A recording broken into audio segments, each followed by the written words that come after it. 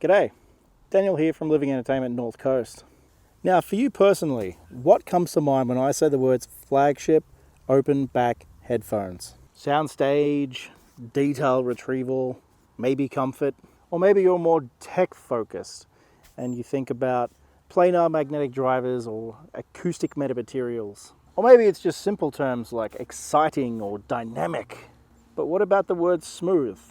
If that got your attention, then good, because we need to talk about the Dan Clark Audio Expanse open back headphones.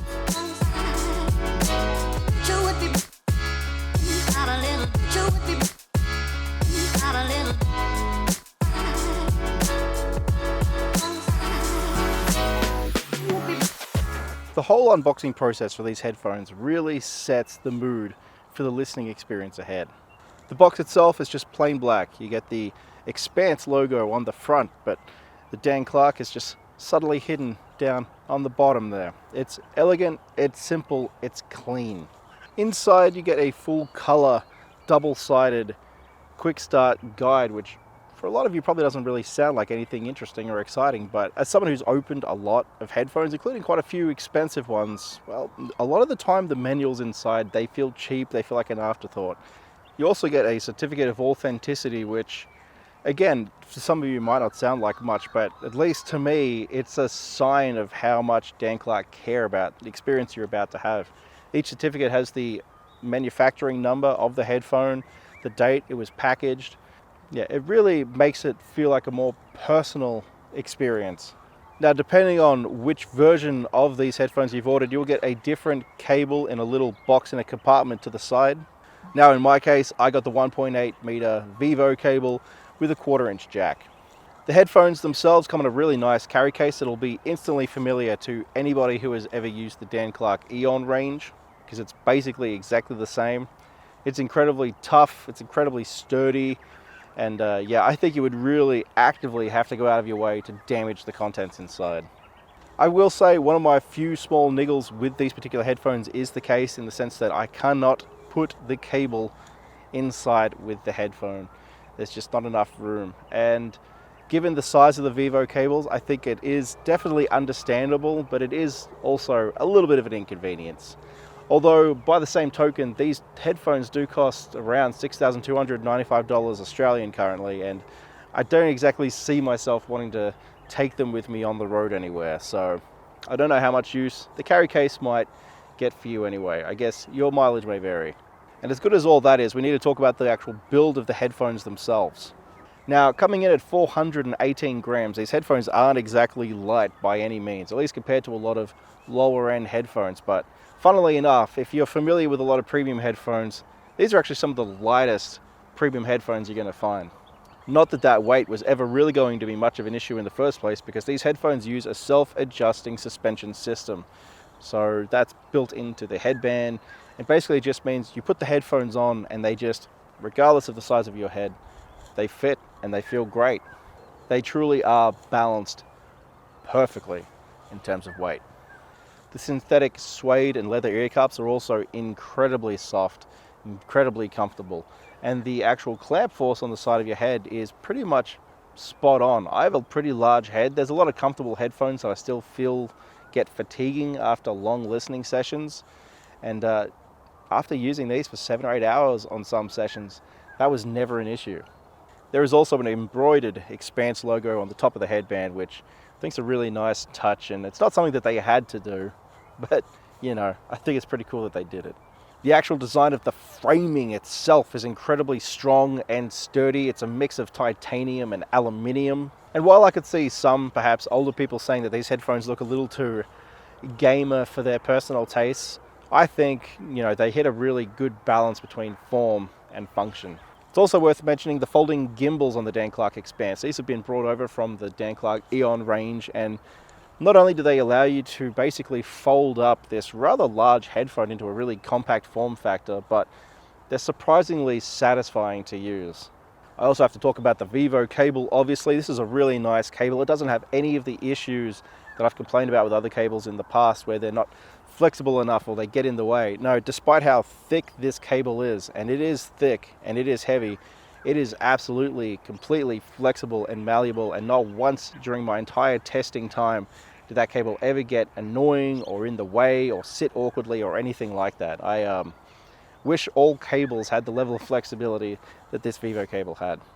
However, if you're the sort of person who likes to use aftermarket cables, and I know some of you do, it is worth noting that the Dan Clark Audio Expanse, much like the rest of their range, use high-rose connectors, so you're a little bit more limited in terms of your aftermarket cabling options. I know Mini XLR is a lot more popular of a format for that very reason, but you know, I'm sure Dan Clark chose these particular connectors for a very specific reason.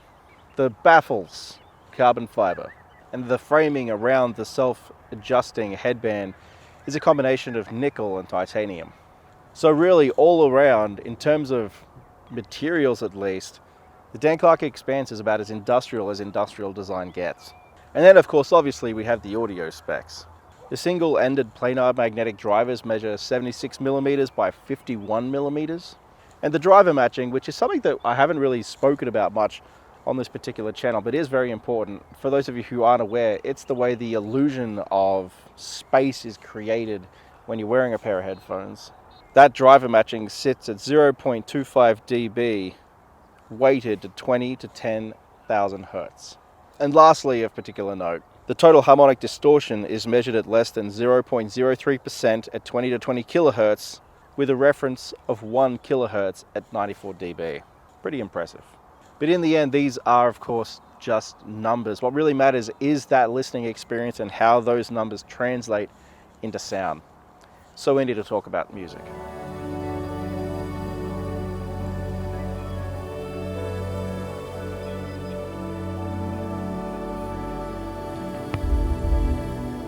And we can't talk about music without, of course, talking about that word we mentioned earlier, smooth.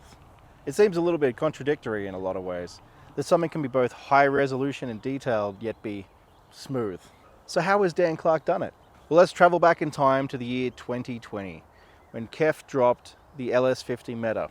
Now, the LS50 were a big deal at release because of their use of Metamaterials, something that wasn't particularly common in hi-fi at the time.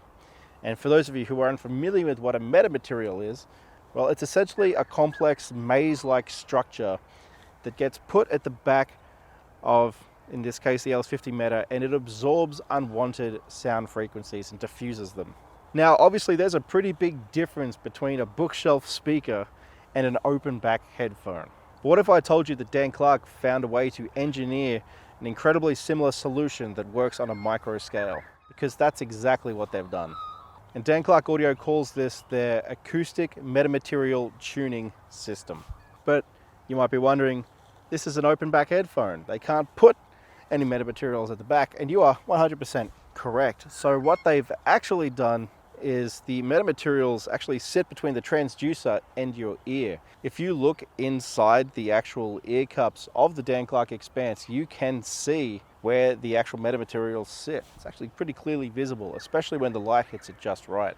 So much like KEF's metamaterial, it is a complex little maze structure, and the whole idea of this is to, first of all, diffuse standing waves, and secondly, it smooths out unwanted frequencies from the mid-range all the way up to the tippy top. And this results in, of course, a listening experience that many would describe as smooth. But let's talk about this technology in action, because I think one of the best examples for showing exactly what this AMT system does is the Flaming Lips Pompeii M Gotterdammerung. Now, this is one of my favorite tracks by the band, and I still have no idea how to pronounce it. How embarrassing. So not only is the track rendered with incredible amount of resolution and space and texture, but there is an insane amount of distortion found throughout this track, particularly on the guitars, and it sounds clean and controlled. This heavy distortion is never overwhelming or in your face or sounding aggressive, which I can tell you from experience isn't the case on a lot of other headphones. No, it comes through as an integral part of the sound mix. It is part of the heart of the track. And that's really not a small feat given just how over the top that distortion can be. Then of course there's the detailed side of the sound. The Expanse does this beautiful dance when it comes to detail, where thanks to the fact that it's a planar driver headphone, you've got that incredibly low distortion, but at the same time, you get all that incredible detail. But with the AMT, of course, it smooths out a lot of the negatives that can come out of having a lot of detail. The brightness, the sharpness, the squeaky cleanness, all of that is, I'm going to say the word smoothed again, but yeah, it smooths all of that over for an incredibly rich listening experience. Songs like High Lungs and Awana hit you with incredibly strong dynamics and a presentation that at times feels almost live, even though it's very much a studio recording. Every breath, the beautiful decay on the vocals and the tightness of the animal skins through the percussion, it all just feels primal, and that primal energy that band is most well known for carries across just beautifully. It's an absolute feast for the senses, especially once you start taking into account just how precise the Dan Clark Expanse's imaging is in its presentation. And in all respects, this is a very full track. There is not a lot of empty space in the sound mix, but every single element is easily defined and easy to isolate in your mind's eye. And that's not something that's so easily enjoyed on lesser systems. And this also stays true if we pick a track with the complete opposite properties. If we travel all the way back to 1970 for the original release of Cat Stevens' Father and Son, there is an emotional rawness there that is so well captured in that recording. Even subtle things like the echo in the recording room that Yusuf was in when the track was recorded, it just grounds everything and makes it feel so real. It sounds grounded, it sounds natural. But I think what I noticed most with this particular track was actually the rendering of the space in between those audio elements, between Yusuf, between the instruments. There is like no bleed coming from one element into that space. Space is space and there is nothing there. Most importantly, that makes the track feel alive. Now, out of curiosity, I also compared the original 1970 recording with the remaster from 2020, and I found the Expanse do a fantastic job of revealing how much life was sucked out of the track in that particular remaster. I'm sure in isolation the track sounds okay, but after flipping back and forth between the two, yeah, it feels just so cold and lifeless. So if you're the sort of person who has a real interest in comparing original releases with their remasters, I don't think, at least to my ears, I've heard a better headphone on the market for trying to spot these differences. But then of course there's the question of bass. These are open back headphones after all. Diving headfirst into Magdalena Bay's Secrets Your Fire, you are hit with an absolute swell of bass. And swell is absolutely the word, because there is at no point in any of my listening experiences where the bass could ever be deemed as aggressive. There is always a sense of the bass easing in, but it has never come at the sacrifice of a quality such as urgency.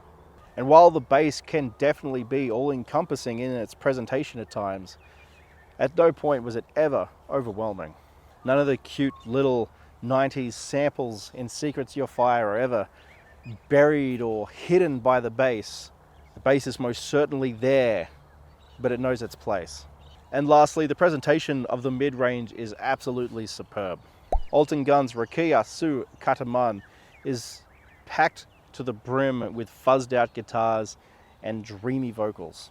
But despite all of these heavy post-analog effects added to the sound mix, everything is still presented in a way that's clean and crisp, but without sacrificing any of that texture or tone. And it really just comes back to the fact that everything through this headphone sounds so smooth and so incredibly well balanced. Not once during my entire testing process did one aspect of a frequency range stand out over another when it shouldn't. And I think that's a remarkable achievement.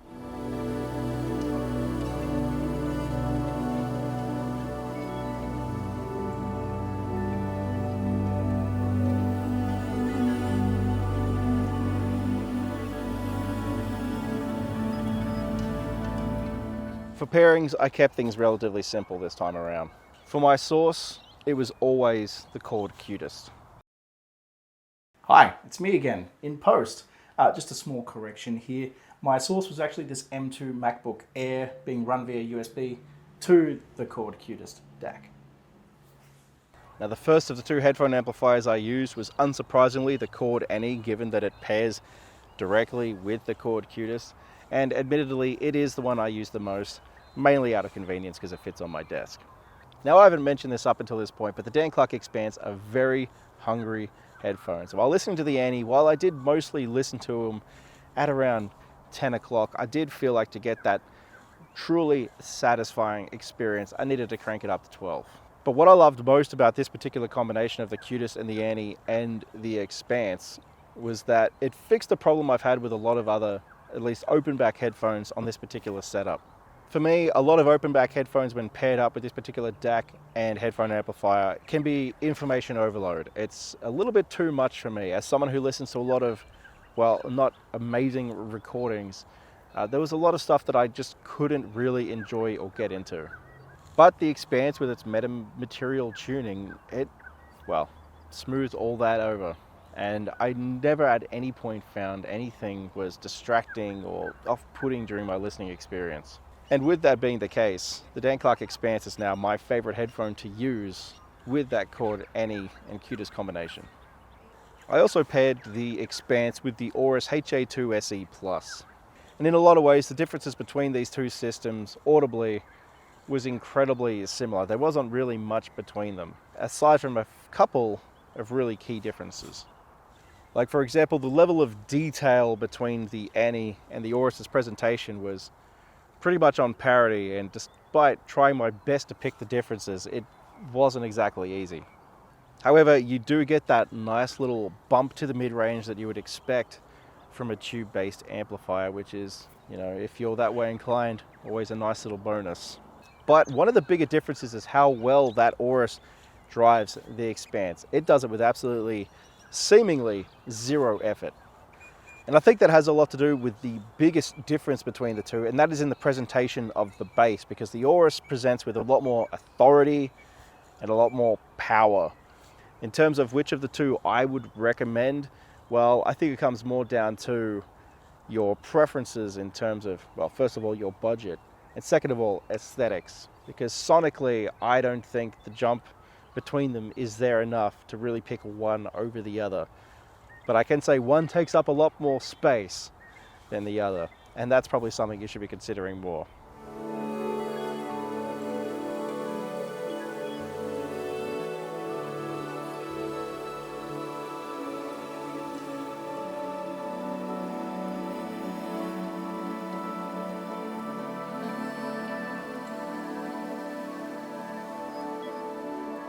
This feels like a bit of a weird thing to say, but the thing I love most about the Dan Clark Audio Expanse open back headphones is just how understated their sound is. They aren't showy, they don't scream at you to notice specific things in your favorite songs. They trust you as a listener to just sit down, close your eyes, let your mind wander, and to be fully absorbed and immersed in what you're listening to. If you are someone who is looking for an exciting headphone, you're not going to find it here. However, if you are someone who is looking for a headphone that respects you as a fan of music, a headphone that's focus lies mostly in the subtleties and the nuances and in presenting them in the most balanced way possible, well, I think you're going to be hard pressed to find a better headphone on the market. Now, if you would like more information on the Dan Clark Audio Expanse open back headphones, or indeed any of the products that I talked about within this video, you can find links to all of them in the description below. Alternatively, you can give us an email at info@lank.com.au, or you can give us a call. We would love to help you on your headphone journey, so please reach out to us. Thank you, as always, for watching, and bye for now.